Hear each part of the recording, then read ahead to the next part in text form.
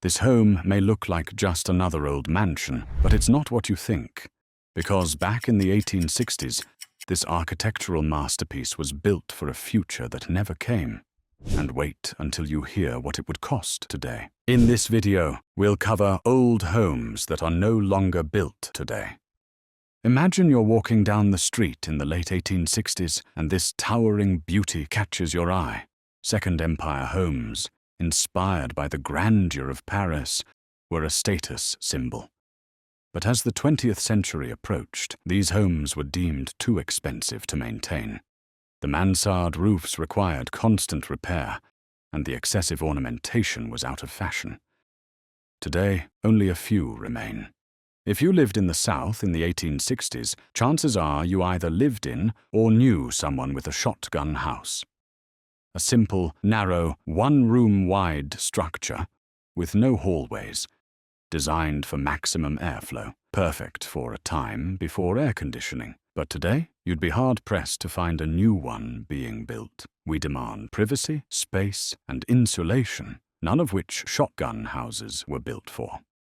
Now, this is a home that belonged in storybooks, Gothic Revival houses with steep gables, pointed windows, and towering chimneys looked like they came straight out of a medieval castle. But here's the problem. They were difficult to heat, incredibly expensive to build, and as the Industrial Revolution brought in new materials, this style slowly disappeared. The age of castles had ended.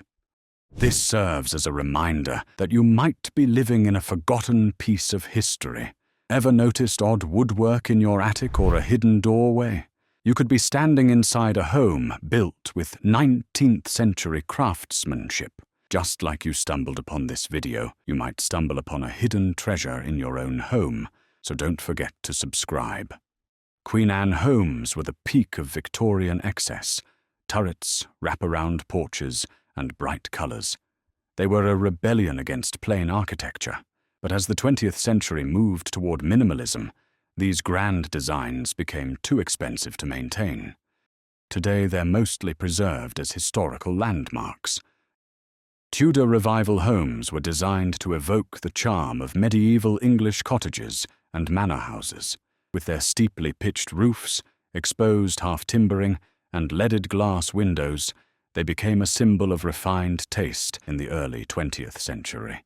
However, these homes required expensive materials and skilled craftsmanship, making them increasingly difficult to build.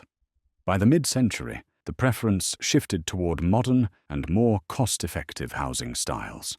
Today, you'll rarely see a new Tudor Revival home unless someone is specifically recreating the nostalgic elegance of the past. Though technically a style from the 1600s, Saltbox houses still stood strong in the 1860s. Their slanted roofs were designed to survive harsh winters, but once modern insulation and heating came into play, this quirky design was no longer necessary. Today, you won't see new homes built in this style. Some of the grandest homes of the 1860s were the massive plantation houses of the South. But their beauty hides a dark history, one built on the backs of enslaved people. As history progressed, many were left to decay or repurposed as museums. Today, you won't find new plantation homes being built, as they are a painful reminder of the past. After World War II, America faced a housing shortage, and Lustron Homes were marketed as the ultimate solution. Made entirely of steel, these prefabricated homes were meant to be durable, maintenance-free, and quick to assemble. They featured built-in metal cabinetry, radiant ceiling heating, and innovative design elements. But despite their futuristic appeal, Lustron houses never caught on. The all-metal construction made them feel cold and unwelcoming, and financial difficulties prevented mass adoption. Only around 2,500 were ever built before the company folded in the early 1950s. Today, they are rare relics of a time when America briefly considered steel homes as the future of housing. A common sight in the 1860s, Georgian townhouses were known for their symmetrical design and brick facades. But today's urban living prioritizes open floor plans, modern materials, and new construction techniques. The few that remain are highly sought after, but they are a dying breed. If you're one of the few who have come this far into the video, please comment 1 and I'll reply to it. We appreciate your support a lot, and we hope you rectify our mistakes and help us become better. For those who loved Tudor Revival homes, there's an even more whimsical counterpart, Storybook style. This architectural style takes the medieval charm of Tudor homes and exaggerates it to feel straight out of a fairy tale. Picture steep, sloping roofs, uneven stone chimneys, and quirky details like crooked windows and arched doorways.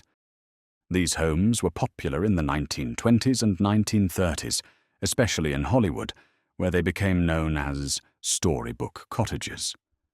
But as modernism took hold in the mid-century, these homes were seen as impractical and costly to build. Today, storybook homes are rare gems, often hidden in older neighborhoods or preserved as historic landmarks. If you ever stumble upon one, you'll feel like you've walked into a magical world. The early 20th century saw the rise of Craftsman homes, emphasizing hand-carved details and built-in furniture. But as mass production took over, the demand for handcrafted homes dwindled. Today, most homes are built quickly with prefabricated materials, making true craftsman homes a rarity. One of the most recognizable and enduring revival styles of the early 20th century was the Dutch Colonial Revival. With its distinct gambrel roof, often mistaken for a barn roof, this style became a favorite for American homeowners from the late 1800s through the 1940s. Inspired by the original Dutch colonial homes built in the 1600s, these revival homes kept the wide overhanging eaves, symmetrical facades, and practical layouts, but added modern conveniences like larger windows, central heating, and attached garages.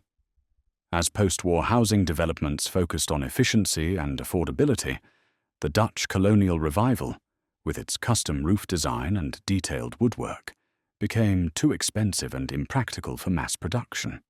Today, while you won't see many new Dutch colonial homes being built, the ones that remain are highly sought after for their charm, historical appeal, and spacious interiors. Emerging in the post-World War II era, this architectural style embraced futurism, simplicity, and functionality, perfectly aligning with the space-age obsession of the 1950s and 60s. Atomic ranch homes were a subgenre of the mid-century modern movement, characterized by low-pitched roofs, open floor plans, asymmetrical designs, and innovative materials like aluminum, glass, and concrete. Unlike the more traditional ranch homes of the 1940s, these houses often featured bold geometric forms, terrazzo flooring, and built-in futuristic elements, sometimes even sunken living rooms or conversation pits. The oil crisis of the 1970s and changing design preferences shifted homebuyers toward more energy-efficient and practical designs, leaving the atomic ranch behind as a relic of a bold but fleeting era. However, thanks to a resurgence in mid-century modern appreciation, these homes are making a comeback. If you've ever seen a house that looks like it belongs in a classic ghost story, chances are it's a Victorian home. Built during the mid to late 1800s, Victorian houses were known for their over-the-top ornamentation, colorful facades, asymmetrical shapes, and elaborate details like stained glass, gingerbread trim, and turrets. These homes weren't just about function. They were status symbols, showcasing the craftsmanship and wealth of their owners during the Industrial Revolution. Different substyles emerged, from the romantic Gothic Revival to the highly decorative Queen Anne. But why did they stop being built? Simply put, they were expensive to maintain. The intricate woodwork required constant upkeep, and as the 20th century moved toward simpler, more practical designs, the Victorian era came to an end. If you've ever driven through an early 20th century neighborhood and noticed a simple, boxy home with a square footprint, hipped roof, and a big welcoming porch, you were probably looking at an American Foursquare. This no-nonsense architectural style was the backbone of American home design from the 1890s to the 1930s, offering an affordable yet stylish alternative to the overly ornate Victorian homes that came before it. Built for growing middle-class families, the American Foursquare was all about efficiency. 2 full stories, 4 equally sized rooms per floor, and a functional design that maximized space. These homes were so easy to build that they were sold as kit homes by companies like Sears, Roebuck and Company, allowing homeowners to order and assemble their houses like a giant puzzle. But if they were so practical, why did they stop being built? The rise of suburban ranch-style homes in the 1950s changed the American dream. People wanted sprawling, single-story houses with garages rather than compact, vertical designs. Today, American Foursquare homes are still found in older neighborhoods, often restored and cherished for their durability and classic charm. Known for its bold, blocky forms, minimal ornamentation, and exposed materials, Brutalism wasn't just for government buildings and universities. It made its way into residential architecture, creating some of the most striking and polarizing homes ever built. Brutalist homes emerged in the 1950s and 60s as architects embraced functionality, honesty in materials, and a rejection of traditional decorative elements.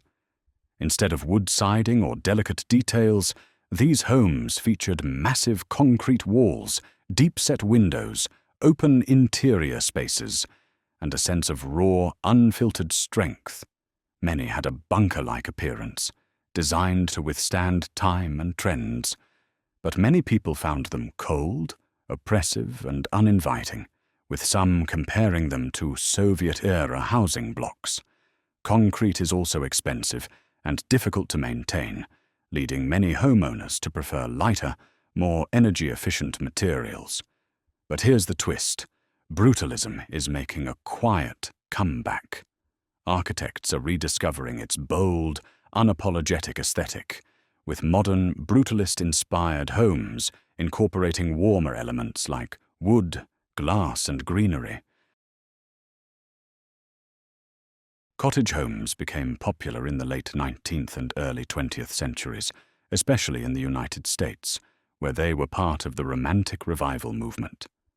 Inspired by English, French, and European rural homes, they were often small, picturesque, and surrounded by lush gardens. Some even had quirky details like thatched roofs or whimsical turret-like towers, adding to their storybook appeal.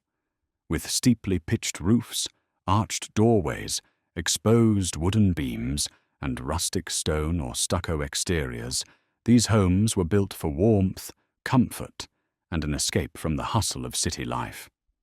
But as America grew and home design shifted toward larger, more standardized housing, cottage homes became too small and too expensive to maintain compared to modern suburban developments. The rise of ranch homes and mid-century modern architecture in the 1950s pushed these charming dwellings into the background. If you've made it this far, could you please spare some of your time and answer 3 questions in the comments for us to improve? 1. Is the pacing of the video too slow or too fast for your liking? 2. Should we add or remove background music? 3. What aspects of this video did you enjoy in general? We're also always open to your additional thoughts or constructive criticisms. Popular from the 1820s to the 1860s, Greek Revival architecture dominated the American landscape, symbolizing strength, democracy, and classical beauty. With tall Doric or Ionic columns, grand porticos, and symmetrical facades, these homes were inspired by ancient Greek temples, a style that felt particularly fitting for the young United States, which saw itself as the next great democracy. Greek Revival homes were especially common in the South and Northeast, often serving as plantation homes, government buildings, and townhouses for the wealthy. So why did they fade from popularity?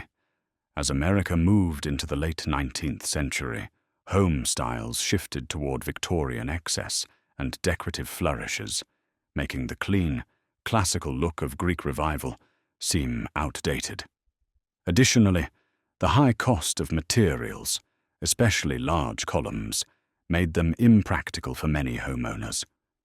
Today, Greek Revival homes are mostly preserved as historical landmarks, but you'll still see their influence in modern neoclassical mansions and public buildings.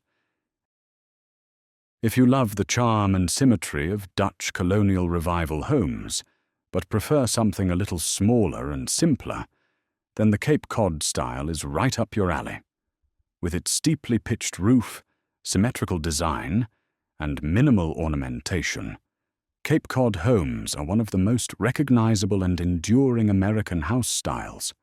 The original Cape Cod homes date back to the 1600s, built by early settlers in New England who needed houses that could withstand harsh coastal weather. The steep roofs helped shed snow, the central chimney kept the home warm, and the small, efficient floor plans made them easy to heat and maintain.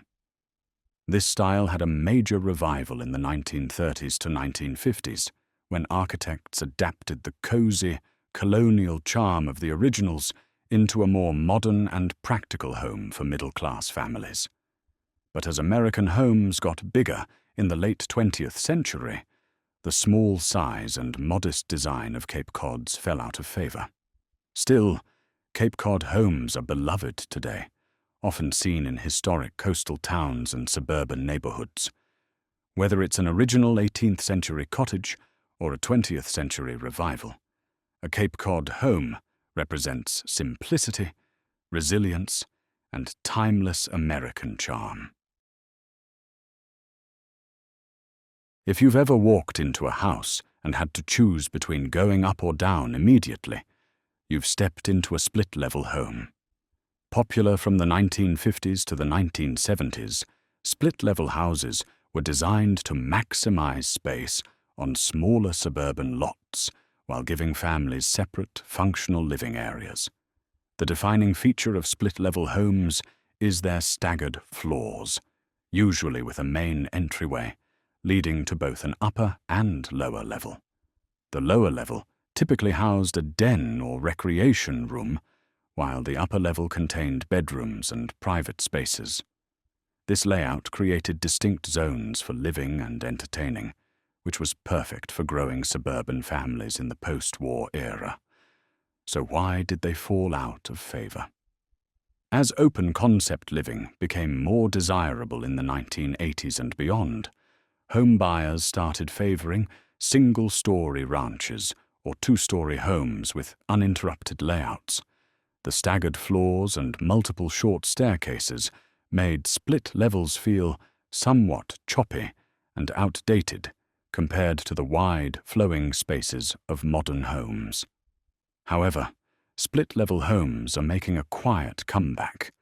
With the right renovations, like opening up walls and modernizing interiors, these mid-century classics can feel fresh and contemporary while still keeping their smart, space-efficient design. If you've ever seen a house that looks like it belongs in a James Bond movie, you've probably come across a mid-century modern home. Emerging in the 1940s and peaking in the 1950s and 60s, This architectural style completely changed how we think about living spaces. With its flat roofs, open floor plans, floor-to-ceiling windows, and indoor-outdoor living, mid-century modern homes were designed for a futuristic, streamlined way of life. This style was all about breaking away from traditional architecture. Instead of compartmentalized rooms and heavy ornamentation, mid-century modern homes prioritized simplicity, functionality, and an effortless connection with nature. Designers like Richard Neutra, Ludwig Mies van der Rohe, and Frank Lloyd Wright led the movement, creating homes that blended modern materials like steel and concrete with warm, natural elements like wood and stone. One of the most recognizable features of mid-century modern homes is their expansive use of glass, often in the form of sliding doors and clear-story windows, which allowed for maximum natural light and a seamless transition between indoors and outdoors. Many of these homes were built in California and the Southwest, where the mild climate made open-air living an essential part of the design. But if they were so revolutionary, why did they fall out of favor? As suburban developments grew in the 1970s and 80s, many home buyers began favoring traditional, more enclosed layouts with separate living rooms and kitchens. The minimalist look of mid-century modern homes was also seen as too stark and industrial for some, leading to the rise of cozier, more traditional home styles. However, in recent years, mid-century modern homes have become some of the most sought-after properties on the market. Their clean lines, timeless appeal, and unique design have led to a huge revival, with homeowners restoring original homes or even building brand-new houses inspired by mid-century aesthetics. If you ever step inside a perfectly preserved mid-century modern home, you're experiencing a piece of architectural history that was truly ahead of its time. Thanks for watching. Don't forget to like and subscribe for more hidden history. Until next time.